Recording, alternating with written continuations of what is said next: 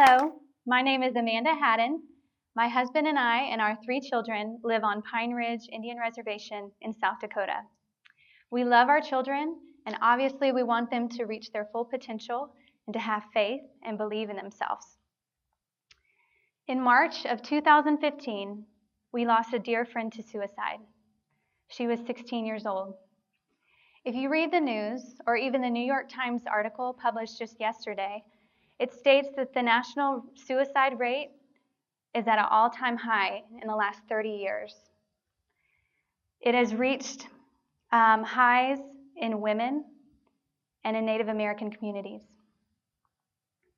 When we lost our friend to suicide, it changed us. And I knew that we had to do something for her, for the other girls in my community, for my own daughter, and for anyone who has ever doubted themselves. Most of you are probably familiar with the term self-esteem. Self-esteem is defined in the dictionary as the satisfaction or confidence in oneself, or self-respect. For many of you, you may think that self-worth is another term for self-esteem. However, they are defined as different ways that we view ourselves. Self-worth is the sense of one's worth and value as a person. Self-worth is a deep knowing. Dr. Christina Hibbert, a psychologist and author of This Is How We Grow, states that self-esteem is what we think, feel, and believe of ourselves. Self-worth is recognizing that we are greater than all of those things. It is a deep knowing that I am of value, necessary to this life, and of incomprehensible worth. It is possible to have high self-esteem, yet not be convinced that we are worthy or lovable. Self-esteem simply does not last or work unless we have self-worth. Self-esteem, or what we believe about ourselves, is a good thing. But what happens when we don't feel good about ourselves? If our self-esteem is based totally on our success, what happens when someone is more successful, more beautiful? Does it then make us less important or less valued?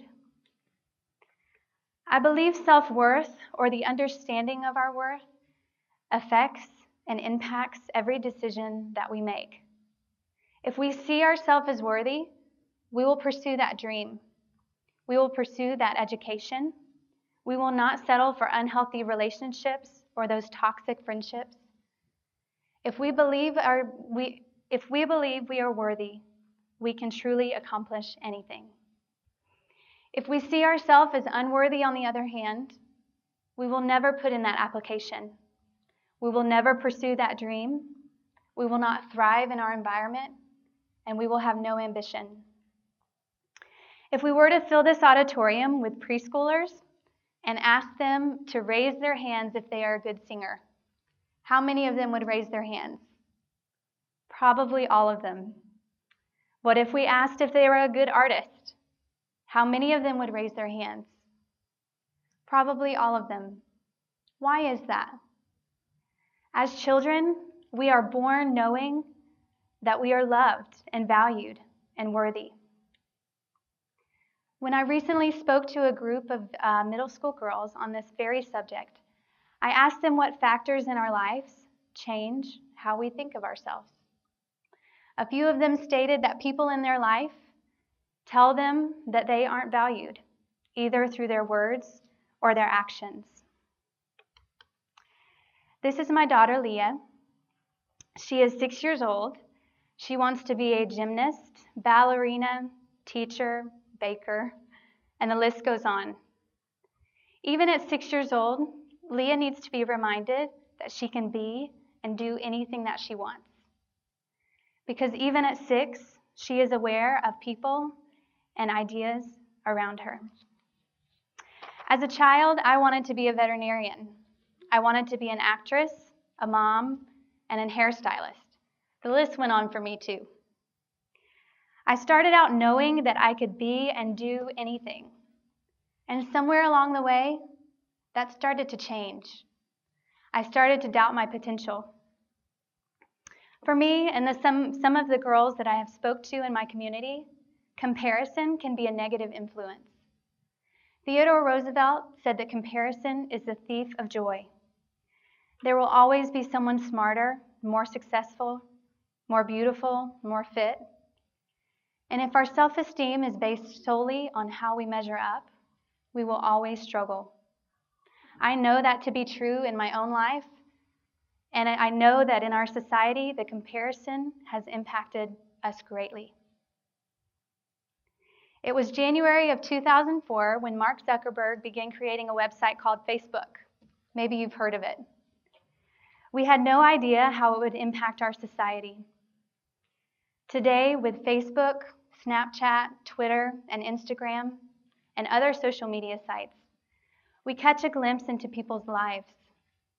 We get to see what their lives appear to be.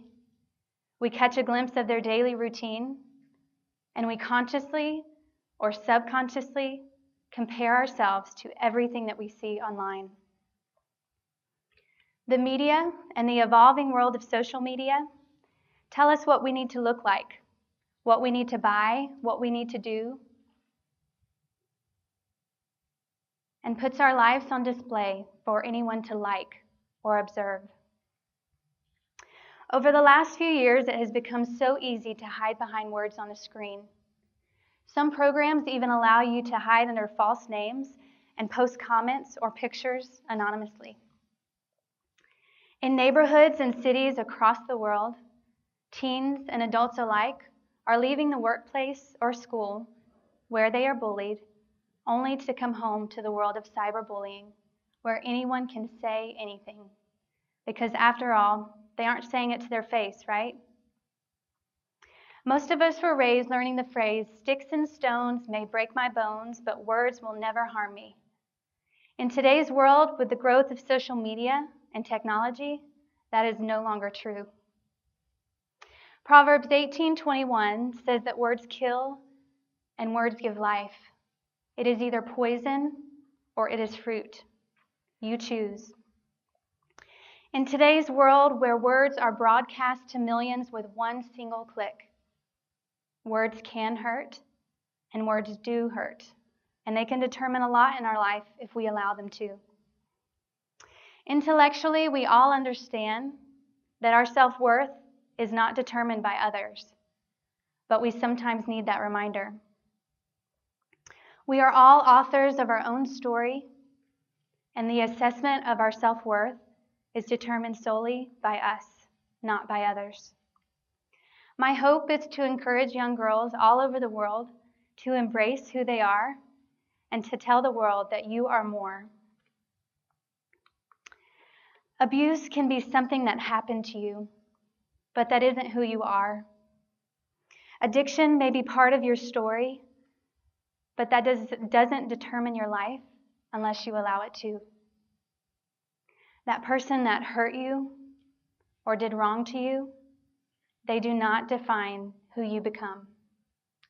Maybe you have a person in your life that tears you down at every turn, speaks words into you that cut deep, and makes you feel less than you are. I am here to tell you that you are more than addiction, more than abuse, more than what the world tells you to be. You are more than fear and anxiety, more than past mistakes or failed relationships or marriages. You are more than how others mistreat or misuse you.